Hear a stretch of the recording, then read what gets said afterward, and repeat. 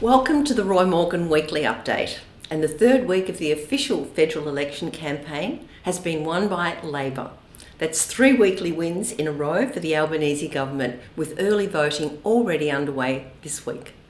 In the first day of early voting, over 500,000 Australians had already voted. The Roy Morgan poll shows the ALP on 55.5% on a two-party preferred basis. That's up 1% from a week ago, well ahead of the LNP coalition on 45.5%. Since Prime Minister Anthony Albanese called the election, two-party preferred support for the ALP is up by 2.5 percentage points. If the federal election had been held last weekend, the Albanese ALP government would have been returned with an increased majority. Although the Australian dollar and the ASX 200 both recovered last week, no one would deny these are uncertain times. And in times of uncertainty, we usually see voters swing towards incumbent governments. And this reaction has been seen in recent weeks, with increasing support for the Albanese government.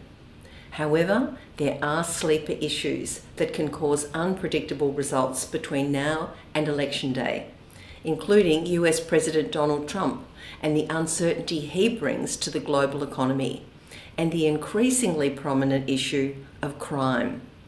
Over the last few days, there were horrific crimes related to drugs and domestic violence committed in New South Wales, Queensland and Victoria, which led to people being shot and killed in all 3 states over the Easter weekend, and an increasingly concerned public.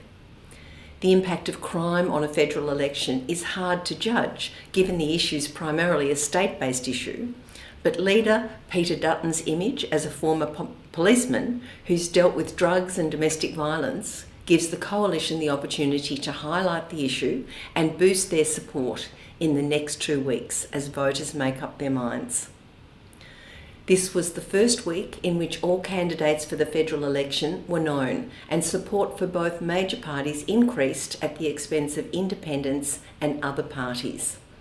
Primary support for the ALP increased 2.5% to 34.5% and is now just ahead of the coalition on 34%. That's up 0.5%. Now, this is the first time the ALP has led the coalition on primary support since October 2023. As recently as early March, the coalition was more than 10 percentage points ahead of the ALP on primary support. Support for the Greens was unchanged at a 6-month high of 14.5%, boosting the ALP's two-party preferred result, of course, and support for One Nation was unchanged at 6%. As indicated, the declaration of candidates meant a decline in support for independents. They were down 2.5% to 7.5%, with independent candidates not running in all 150 seats. There was also a slight decline in support for other parties, down 0.5% to 3.5%, with many minor parties running in only a handful of seats. For instance, support for Clive Palmer's new Trumpet of Patriots party was at 0.5% this week, down 0.5% from a week ago. The Trumpet of Patriots is running in only 2/3 of available seats. That's 100 out of 150. This week's government confidence, whether people think the country's going in the right direction or the wrong direction, was unchanged at 86. Still a low number, well below the neutral level of 100, but the equal highest figure for over 18 months since September 2023. Consumer confidence, ANZ, Roy Morgan Consumer Confidence, has reacted positively to the recovery in the ASX 200 and the Australian dollar last week. Consumer confidence was up 1.3 points to 85.5.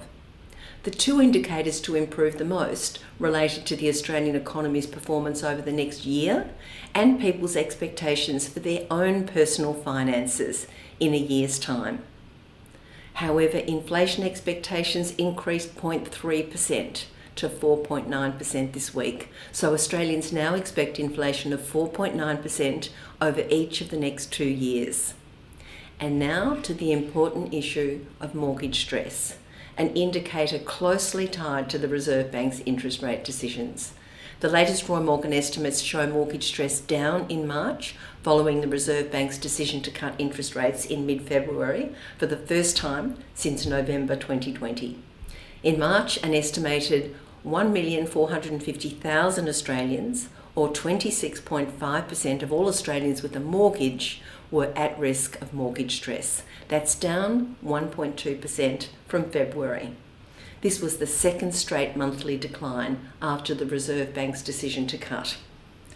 The interest rate cut in mid-February has provided hope to many mortgage holders that there will be further cuts to come in the months ahead. The Reserve Bank's next interest rate meeting is set for mid-May, and there are widespread expectations that interest rates will be cut again. If the Reserve Bank follows up with an additional rate cut in May, that would lead to a further reduction in mortgage stress. An interest rate of, say, 0.25% in May would reduce interest rates to 3.85% in May and June, and this would reduce mortgage stress to 26% of mortgage holders. 27,000 fewer people would be in mortgage stress. And this would be the lowest level of mortgage stress for 2 years since April 2023.